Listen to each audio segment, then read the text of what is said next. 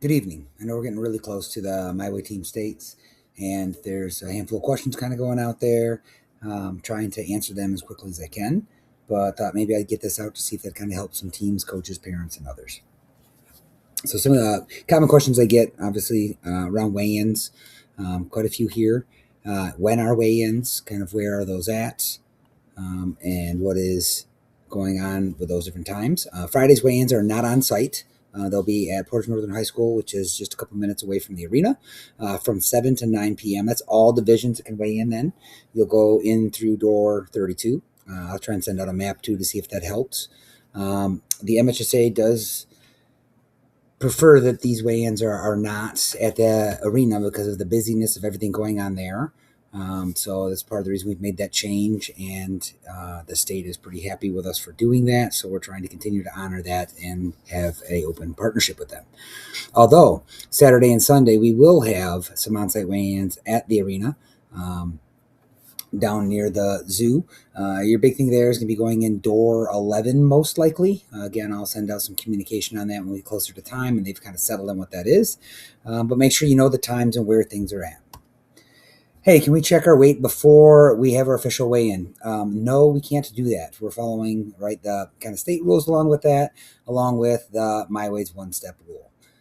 If my wrestler's over on the Friday weigh-in, can we just come back and weigh in later? No, that doesn't fit with the one-step rule.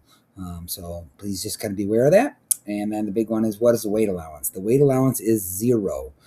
So if a wrestler's trying to make 70 and they show up at 70.1, that does bump them up. Hey, what do we have to have at weigh-ins? Well, just like any other weigh-in, you're supposed to be wearing a singlet or a t-shirt and shorts. That's not t-shirt or shorts, or just shorts. It is t-shirt and shorts. On the other side of that too, also, you're not allowed to be wearing excessive clothing or other things to artificially increase your weight. So, if you are trying to bump up, that's not, showing up in your winter parka and boots and, all of dad's quarters in your pockets. You are showing up a t-shirt and shorts or singlet. So the minimum and the maximum requirement are roughly the same for what you should be stepping on the scale with. How many weights can I bump up? So the bump up rules here, right, is you are eligible at your weight and one weight above. Along with the bump up piece is, hey, if I miss weight, what happens? I'm not scratched. You're just moved up to the next weight, and that becomes the weight you weighed in for. And then you're eligible at that weight and the weight above. And it'll be up to your coaches and individual teams to decide how they handle that. Other questions I kind of get are around teams and rosters. Please be aware that the girls' teams are an exception to almost everything we're about to talk about here, such as wrestlers feeding from the same school, where they have to be from, all of that. The girls' teams as a whole need to be individuals from the same MyWay region, which is determined by where they would compete if they were competing at regionals. So, can a wrestler be on our team if, hey, they're a club member of ours, but they attend a different school? No, unfortunately, they cannot. All wrestlers must be in the same school system feeding into the same high school. All right, well, they live in our school district, but they school a choice to a different school. They can be on our team, right? Again, no, unfortunately, they cannot. They must be in school to the same schools feeding into the same high school. What about if we have a club member that is homeschooled or parochial school? They can be on our team, yes? Maybe. In this case, they need to live within the same district of your school that would feed into the high school, and we would need proof both of the homeschool and the address if it is in question.